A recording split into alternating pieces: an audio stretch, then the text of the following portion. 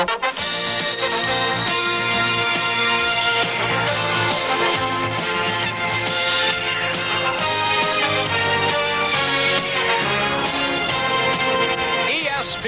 presents Budweiser Racing to the Breeders' Cup. Brought to you by Budweiser. Nothing beats the excitement of horse racing, and nothing beats a Bud. By Keeneland, source of the classic horse. By Wagner, makers of quality power painters, power rollers, power washers. And by the Daily Racing Form, the paper to read when you're playing to win. Stay tuned for the historic Alabama Stakes from Saratoga, next on ESPN.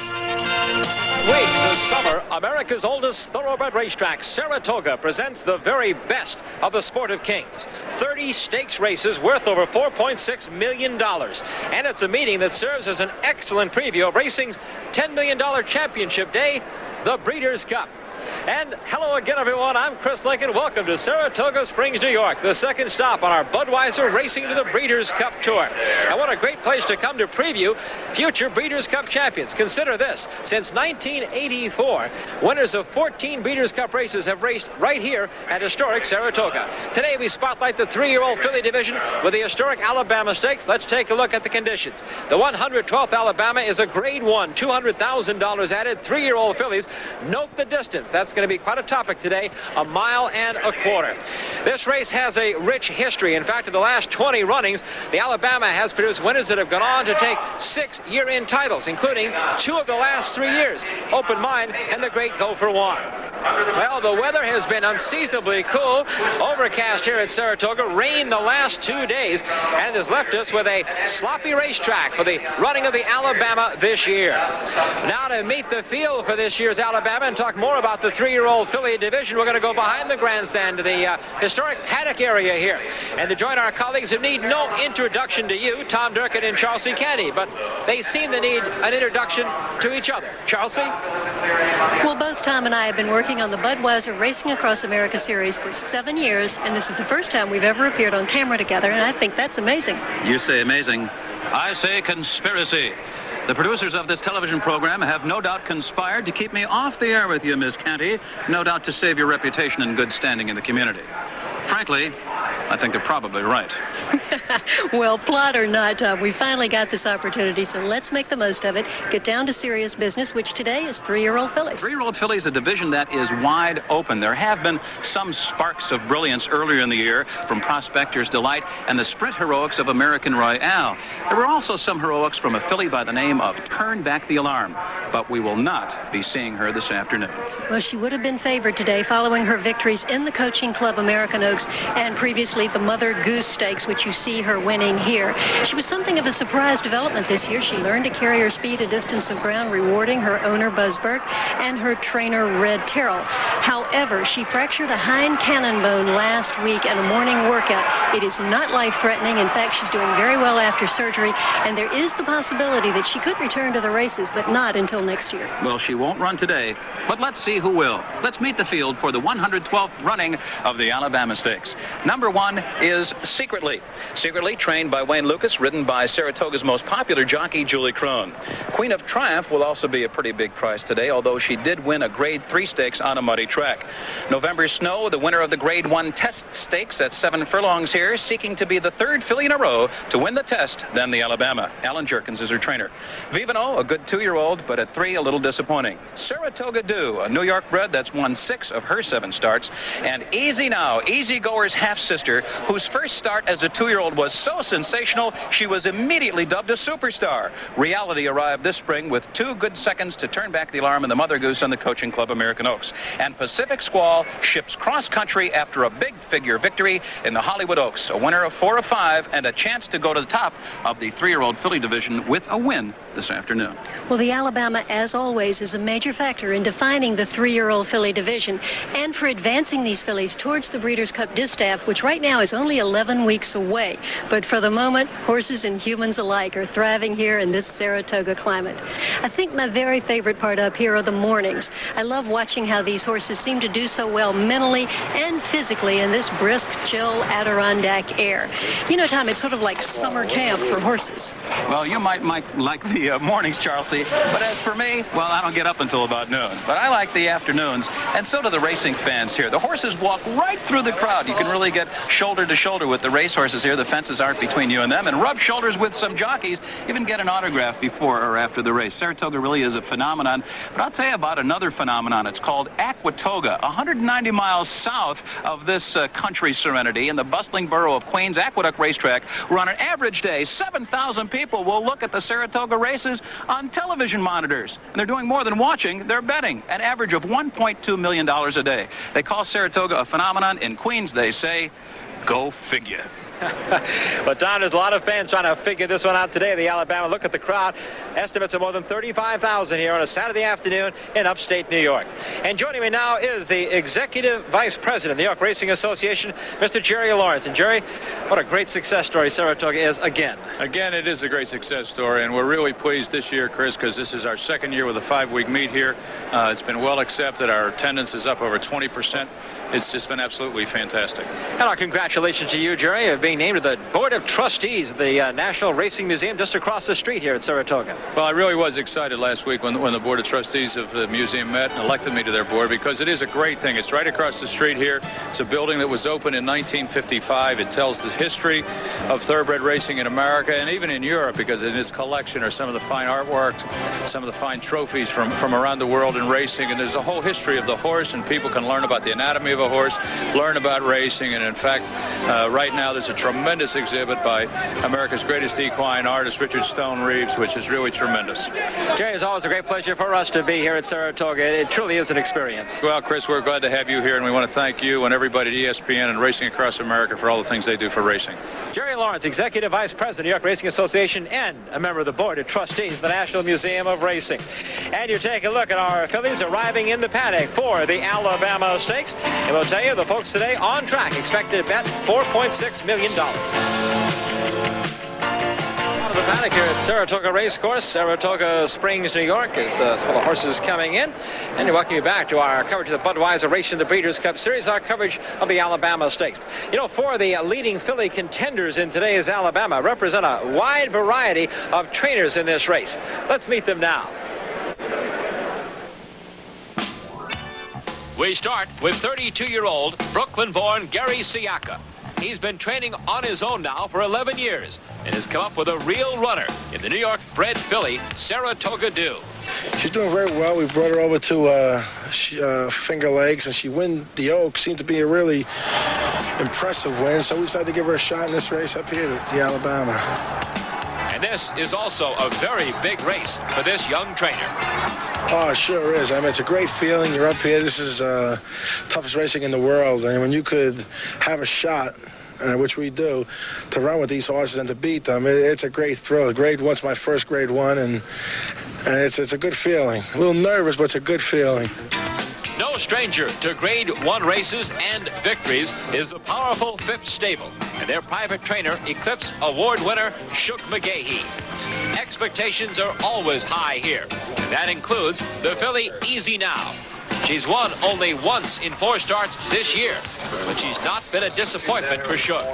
She's a solid second in the Mother Goose, and a solid second in the Coaching 12 Oaks, you know. Then all of a sudden she's a disappointment, you know. But to me, she's not a disappointment. You know, I think she's a very nice horse, and I think that anybody would be very pleased to have her. From the West Coast comes trainer Paco Gonzalez and Pacific Squall, who didn't start her race career until just 7 months ago. We started a little bit late, you know. She's a 3-year-old, because when she was 2, it was a little filly, you know, kind of lean, so we gave him plenty of time. That's why, you know, he developed a really nice after, you know, when he was 3-year-old. Pacific Squall has now won 4 of her 5 starts, including this victory in the Grade 1 Hollywood Oaks. Today, she goes up against New York's legendary Hall of Fame trainer Allen Jerkens, who conditions the highly regarded November Snow. She just won the Grade 1 test stakes here at 7 furlongs, but now must jump to today's 1.25 mile distance. We asked the Hall of Famer what's most important in a classic test like this, pedigree or conditioning? Well, it's a combination of both. If the horse doesn't have it in his pedigree, or doesn't have the lung capacity to breathe, long, they can't get the distance. Most horses that can go a distance, I'd say just about every one have it in their pedigree to do it, and they have good wind. And Jerkens summed it up best for all the trainers in today's race. He talked about the importance of winning this 112th Alabama. It's very important for the owner and for the horse's reputation, and be all right for me, too. There you see some of the fillies in the paddock for the Alabama. We've got live racing coming up from Monmouth Park as well on our show. We'll have the Monmouth Park Budweiser Breeders' Cup coming up next. Welcome back on ESPN's Budweiser Racing to the Breeders' Cup Series, and you're looking at a shot of Monmouth Park, Oceanport, New Jersey. Heavy rains this morning have left a sloppy racetrack for the running of the Monmouth Park Budweiser Breeders' Cup. And this is part of the special Budweiser Breeders' Cup Special Stakes Series. Some 51 races, 41 tracks across the country, worth more than $6 million. Let's check the conditions of the race this afternoon. The Monmouth Park Budweiser Breeders' Cup carries a Grade 3. It's for fillies and mares 3 and up, 1 mile and 70 yards, $150,000 added. And as they get ready to load down at Monmouth, let's introduce you to the field of 7. Ladies Lunch, big price at 10 to 1. Allowance winner at Monmouth. Crown, who just won the Devonna Dale at Laurel in Maryland for Allaire DuPont's Bohemia Stable, is at 7 to 2. Train Robbie 3 to 1, ran second in the Delaware Handicap. Concord's Gold won the Ladies Secret there at Monmouth. Cozine's Wish was third in the Molly Pitcher and the Personal Incident on that track in New Jersey. Wide Country 5 to 2 is the favorite. The Maryland Horse of the Year a year ago, this filly's won almost $800,000. And CC's Return second in the Monmouth Oaks and the Post-Death. As they get ready to load at Monmouth, let's get some comments now from Charles C. Kenny on the race. Well, of course, Chris, this is a handicap, and Wide Country, number 6, carries a top weight of 117 pounds. She's a very consistent stakes performer, very versatile. She goes long and short, and certainly is a filly to beat. She's got 2 veteran mares who've earned $1 million between them, Crowned and Track Robbery. They both seem to be coming up to their best form right now. And CC's Return, carrying only 110 pounds, will be a competition here. She's a 3-year-old filly. Chris? The Monmouth Park Budweiser Breeders' Cup, 1 mile and 70 yards. The purse, $150,000. You wait for the Star of Maryland, Wide Country, to load. She's backing out a bit now as she's waiting for the assistant starters to help her into the starting gate. This one trained by Bob Kamak, should be a familiar name. Bob hoping for a repeat of his success last weekend when, of course, he won the Island with Arthur Appleton. Jolie's Halo there, now being pointed for the Breeders' Cup Classic. In fact, on to the Pacific Classic now in the American Championship Racing Series as well. Right now, though, Bob's filly Wide Country wants nothing to do with his starting gate at Monmouth Park. We mentioned this series. You see the assistant starters now join hands, and they're just going to carry her into the gate. The Breeders' Cup has put in $4.2 million in this Breeders' Cup Budweiser Special Stakes program. All right, the 6th horse, Wide Country, is now in. We await now CC's Return. The favorite is Wide Country, the 6th. Keep an eye on her. At 5 to 2, Victor Molina is the rider. Now coming in is CC's Return. Ready to go. Let's go to Bob Weems for the call at Monmouth Park. They're off. Crowned on the inside, Wide Country on the outside. A Concord's Tune now moving up along with Train Robbery. Then it's Ladies Lunch along the inside. They race past the stands into the first turn. On the outside, that's Concord's Tune now getting to the front. CC's Return drives up on the outside. Along the inside at Train Robbery. Crown now back to 4th. Between horses, Cozine's Wish is 5th. Wide Country on the outside is 6th. And Ladies Lunch is the trailer. They straighten away into the backstretch. On the inside of Concord's Tune. On the outside is CC's Return. Those two going stride for stride. Crowned moves through on the inside at 3rd. Alongside Train Robbery is 4th. Wide Country 5th. Cozine's Wish 6th. And Ladies Lunch moving up along the rail 7th. Down the back stretch with a half mile to go, it's Concord's Tune in front, but now Train Robbery charges through on the inside to challenge. CC's Return on the outside of 3rd, Crowned dropping back a bit in 4th. Ladies Lunch now moving 5th. On the outside of Cozine's Wish is 6th. The trailer is Wide Country. They round the turn with Concord's Tune on the outside, a Train Robbery on the inside. Those two going stride for stride. Crowned again begins to move up into third. Turning for home, it's Train Robbery getting the lead. Concord's Tune still right there challenging, with Crowned coming on at third, but in the stretch, it's Train Robbery in front. Train Robbery now opening up 2.5 lengths. Concord's Tune trying to hold second, with Crowned coming on the outside. It's Train Robbery in front. Train Robbery is going to win it, with Concord's Tune now holding second. Train Robbery from the stable of D. Wayne Lucas, owned by the trainer Wayne Lucas, along with Overbrook Farm, has just unofficially won the Monmouth Park Budweiser Breeders' Cup, a $600,000 Keeneland sales purchase. Train Robbery, who just missed the Delaware Handicap, has come back to win the Bud Cup at Monmouth under Aaron Grider. Be right back. We're back at Saratoga, our coverage of the Alabama Stakes on ESPN. Let's give you the unofficial results, though, from the Monmouth Park Budweiser Breeders' Cup, just completed at Monmouth. Train Robbery, the unofficial winner, 142-1 from America's leading trainer, D. Wayne Lucas, also a part owner. Train Robbery is a 5-year-old mare by Aladar out of Track Robbery, bred in Kentucky. But as he mentioned, just missed in the Delaware Handicap last time out. Best races at or near the lead. That's where she was today, as she unofficially wins the Monmouth Park Budweiser Breeders' Cup. We'll have the figures for you in a moment. Right now, though, let's get back to our coverage of the Alabama Stakes and bring you an odds update from the big crowd here at Saratoga on a Saturday afternoon. Secretly at 12 to run, trained by D. Wayne Lucas, trying for a double here today. There you see November Snow at 5 to 2, but the favorite from the West Coast, the Invader Pacific Squall, at 2 to 1. Fillies in the paddock. That's where our leading lady is, Chelsea Cannon. Well, there are an unusually large amount of people in the paddock, the most beautiful of paddocks in racing, to see these fillies being saddled under the elms. However, the first filly we're going to look at, who has previously been unseen in the east, is saddling under the striped tent there in the saddling enclosure, and that is Pacific Squall, the Stormbird filly from California, fresh from her victory in the Hollywood Oaks. Now, she's only run 5 times. She's won 4 of them, including a stakes race on the turf. So she's not only talented, but she's versatile. And she seems to have some flexibility in her running style. She came from off the pace in the turf stakes. She likes to lay closer to the pace on the dirt. There you see her. She's wearing a yellow nylon bridle. She has a lip chain under her lip. She probably is a little bit tough in the paddock. It just keeps her quiet, keeps her from stepping on herself and hurting herself. She seems to be about the only filly in the race not wearing rundowns, which is sort of typical of California, but in the east, rundowns are a little bit more important. There's a lot of sand in the tracks here. All right, and now we're going to look now at Easy Now, who's saddling very close to me here under the trees. She is, of course, the half-sister to Easy Goer. She is by Danzig, whereas he was by Alidar. She has been chasing Turn Back the Alarm in her last 2 starts. She finished second to her in both the Mother Goose and the Coaching Club American Oaks. She's being saddled there, you see, by her trainer, Shug McGahee. She's been behaving very quietly here. Looks well. She's carrying her flesh. The question for her today is this off-track. She's never run in the mud before. Her brother, Easy Goer, wasn't particularly comfortable on an off-track either. The stable is sort of fighting an unusual circumstance. Shug McGahee hasn't won a race at the meet, which is really pretty shocking for him. Certainly will not last long. And here come the riders coming out to join up with these fillies. And as they go to their fillies, we will go upstairs to Tom Durkin. Well, some of those folks that are in the paddock area now will gravitate to the box seat area here at Saratoga in just a moment or two.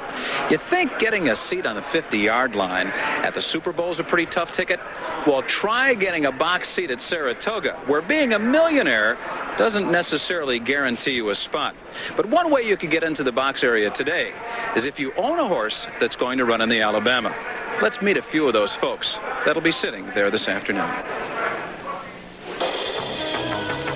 About 3 years ago, John Toffin and Trudy McCaffrey were unknowns in thoroughbred racing. Today, they keep trainer Paco Gonzalez busy with such stars as Travers Hopeful BNBN, as well as Pacific Squall. According to Toffin, it's all been accomplished through a team approach. Well, we worked very hard at it. I think it goes deeper than Paco, Trudy, and I, and includes Jerry O'Mara in Kentucky, who helps select all our yearlings. And we basically take a long-term approach to it and try to give the horses all the time they need. We try to buy well-bred fillies, and hopefully if they can run, good, and if not, we tournament of broodmares. The Canadian natives made their first big splash last year with Maine Minister, the only horse ever to finish third in all 3 Triple Crown events. Yes, Maine Minister was our first really big horse.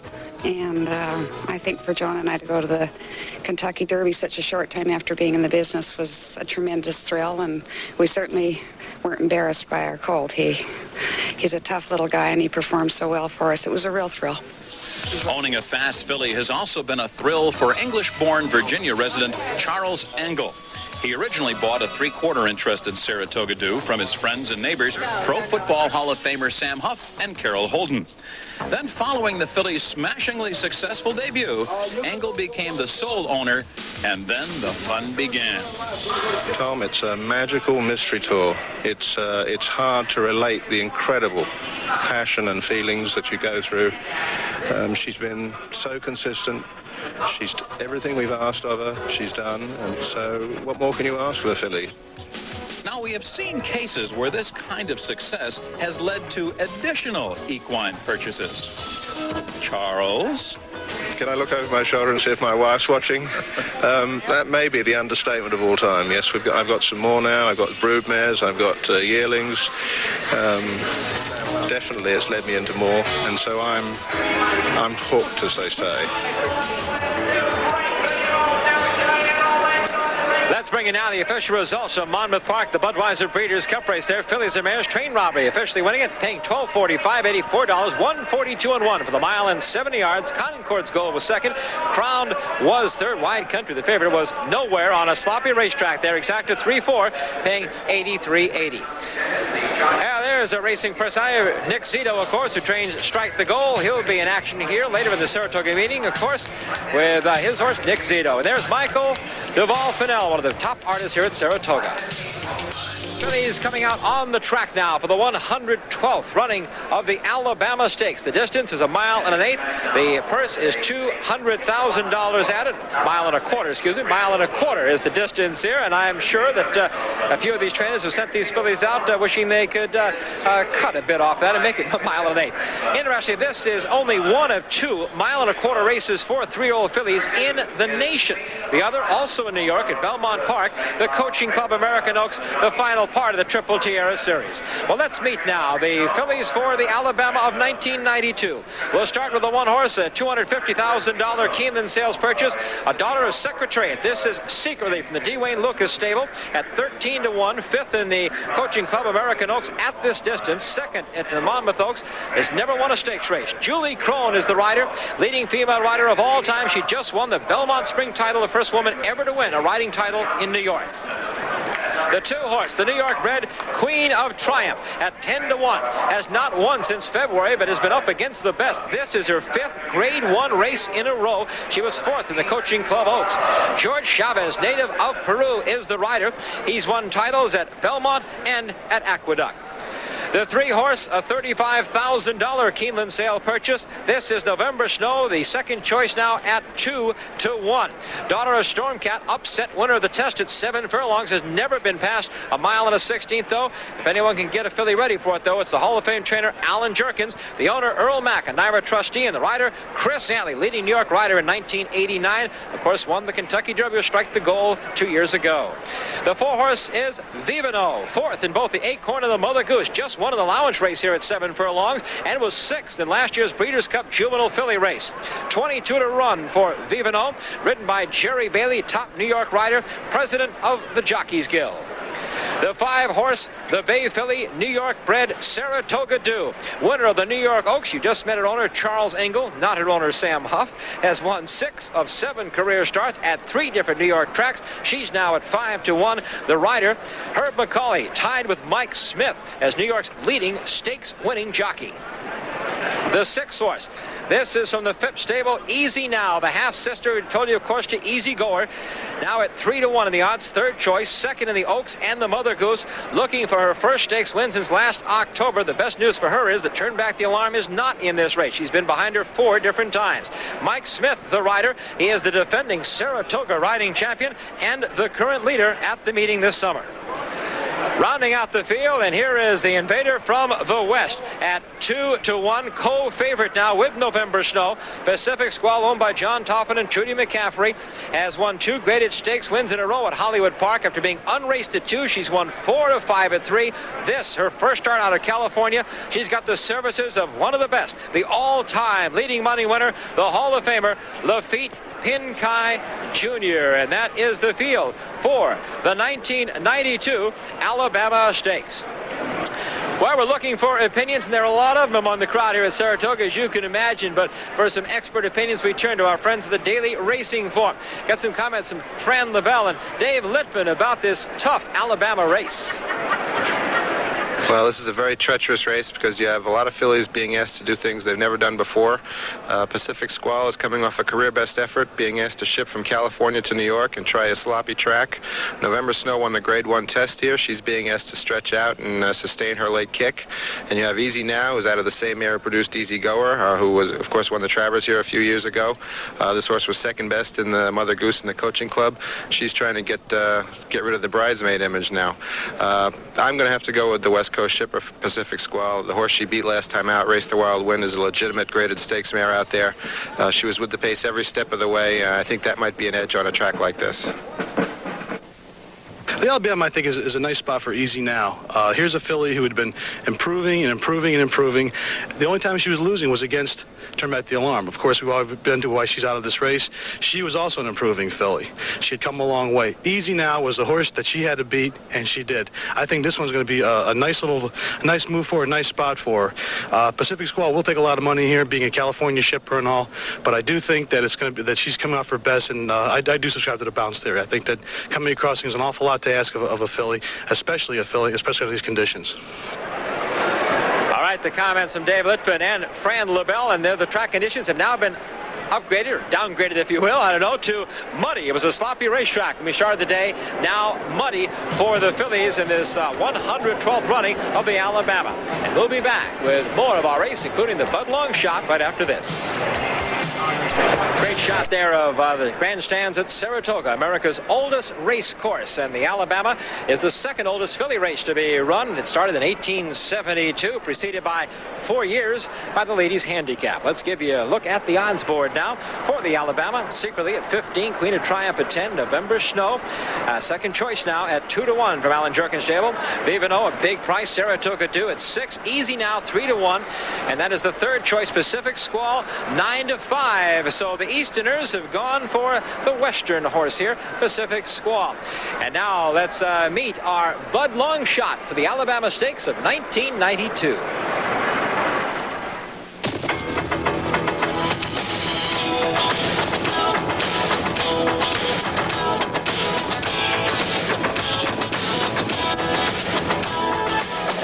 Budweiser Longshot here at Saratoga is, of course, Saratoga Dew, and she has a lot more going for her than just her name. She's won 6 of 7, including the Grade 2 Conley Stakes at Saratoga with her regular partner Herb McCauley, who shares the lead in New York Stakes victories this year. Off track? No problem. She took to the New York Oaks over a off track, and she won that without even breaking a sweat. And class, you ask? Well, she's won more money than anyone else in the field this year, and she's beaten some pretty nice fillies like City Dance and Miss Iron Smoke. And she's a gutsy gal, as you can see in her victory here in the Conley. Breeding comes from a female family that produced a horse called Secretariat. In fact, she was bred by Big Red's owner, Penny Chenery.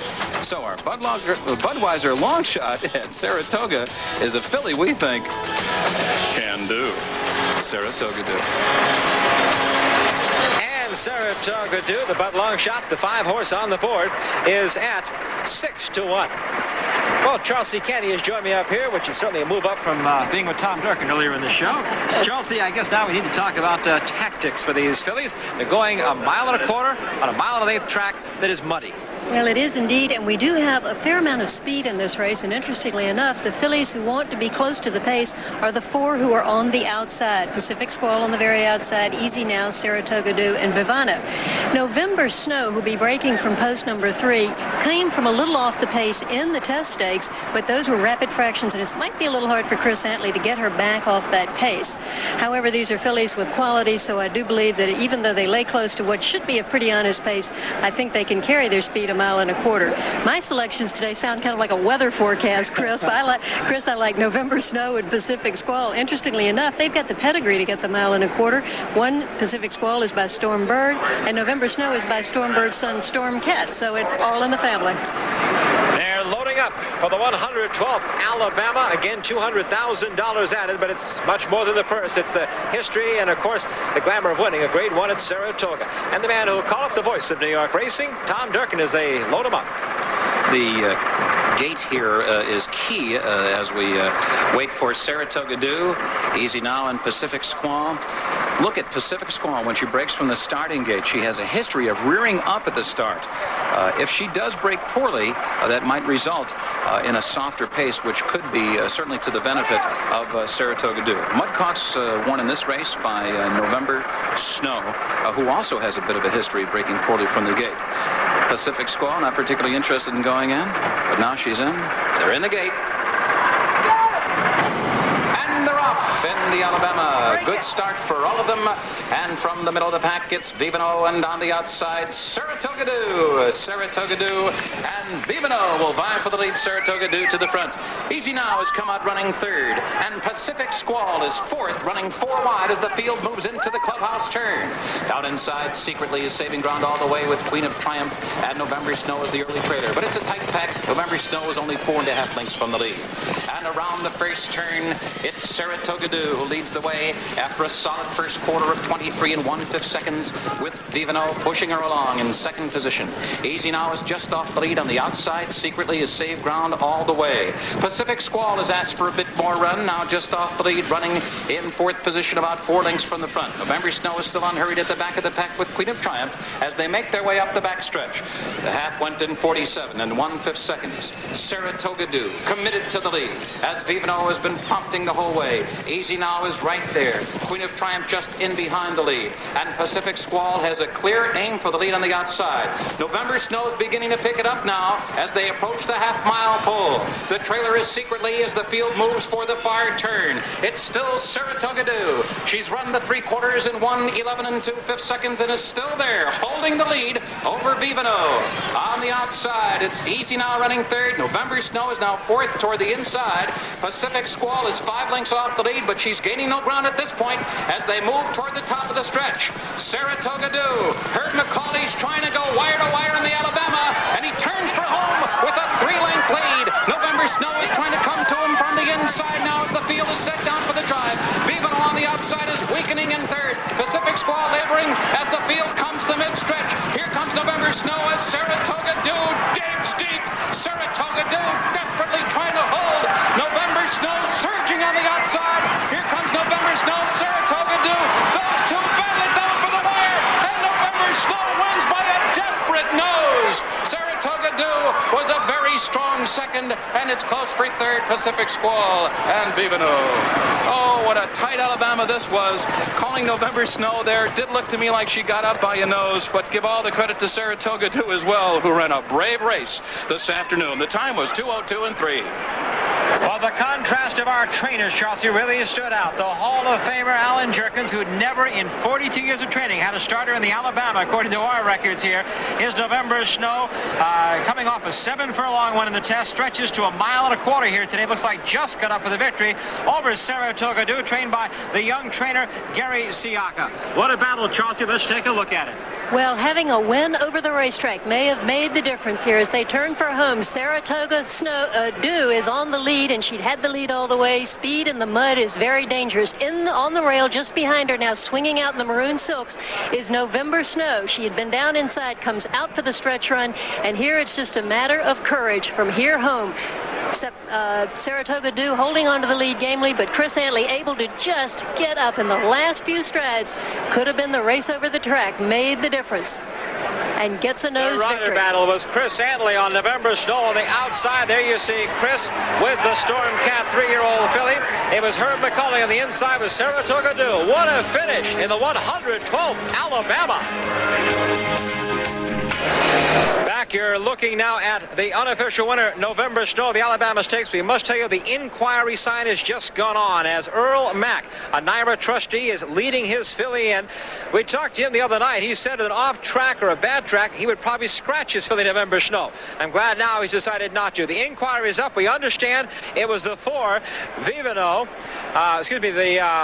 7 who finished 3rd. That would be Pacific Squall. Her number is flashing, and I believe it is against November Snow. We'll try to get this set for you. The inquiry sign is up. Yes, they are flashing. The 7 Pacific Squall, the California shipper who ran 3rd, has apparently filed against the winner, November Snow, the unofficial winner, November Snow. So an inquiry here at Saratoga in the Alabama Stakes. But what a tremendous stretch duel we had. As you see, Chris Antley up on November Snow. Great job of riding there as he battled with Herb McCauley. Let's see if we can figure out this inquiry. Tom Durkin, how's it look? Well, the stewards originally told me that the claim of foul, which seems much more likely, was the 4th place finisher against the 3rd place finisher, Vivino against Pacific Squall. Let's pick it up. Saratoga Dew is in front at this point. That's Vivino in the green and pink on the outside. November Snow down toward the inside, and the brown silks coming out, and there you go. That might be the claim of foul right there. That's what they're looking at. So it wasn't near the finish line. It was more near the 8th pole. And November Snow coming out, perhaps in situations like this, if the jockey's whip touches the other horse's face, which may have happened there, I'm not saying that it is very difficult to pick up, that would constitute a claim of foul, which they usually uphold. If you inadvertently touch another horse with the whip in the face, they usually hold that up. Here's a low-angle, head-on view of it. You'll see November Snow. I think that actually might be beyond the point of the infraction. But November Snow and the brown silks had come out in front of Vivino. Let's go down to Chris. There's the Hall of Fame trainer, Allen Jerkens. He's a bit concerned, I'm sure. The stewards have called an inquiry. Allen Jerkens will, I'm sure, be having some anxious moments here as he waits to see, will November Snow be made the official winner of the Alabama? Or will she come down after this great stretch drive, battling Saratoga Dew on the inside, our Bud Longshot? Back at Saratoga, Allen Jerkens waiting anxiously. The inquiry sign is down. November Snow stays up. Allen Jerkens, congratulated by Elizabeth, his wife there, and some fans as well. The Hall of Fame trainer wins the Alabama. Let's take another look at that inquiry and the problems there. Tom Durkin. November Snow and the brown silks was the eventual winner, and Vivino. You'll see those two horses highlighted there in the brown silks. November Snow coming out ever so slightly. Really no contact there whatsoever. Jerry Bailey really never had to stop riding on Vivino. Here we see the so-called infraction. Jerry Bailey really didn't protest very loudly. Sometimes an owner or a trainer might ask a jockey to claim foul, especially in a big race like that. That may have been the case here. It's unlike Bailey to call a foul in something so incidental as that. Let's go back downstairs. And I'm with the giant killer, the great Hall of Famer, Allen Jerkens, who's having just an unbelievable meeting here this spring at the summer at Saratoga. Allen, they said the first starter you've had in your 42 years of training in the Alabama, and what a race. Yes. We just never had a filly like this to run in it, at this time of year somehow. I don't know why. It just never came up. Allen, a great training job from 7 furlongs to 1.25 miles. Well, we gave her a lot of long gallops, and I was just a little bit apprehensive. Maybe we did too much. I know it's 11 weeks away, but in your mind, as any trainer at this time, of course, has to be the Breeders' Cup. Oh, sure. If she's doing well at the time, everybody wants to take a shot at that. There's no question about that. Allen Jerkens, a Hall of Fame trainer, youngest ever elected to the Hall of Fame back in 1975 at the age of 45. Let's take a look at the official prices now for his filly, the winner of the Alabama, November Snow, owned by Earle Mack. There you see $644, $280, the time of 2:02 3 for the 1.25 miles. Saratoga Dew second, Pacific Squall third. Of course, the inquiry involving Pacific Squall, November Snow, not upheld. The exacta 3.5, 39.40. Let's get some comments out from Charles C. Candy on the Alabama.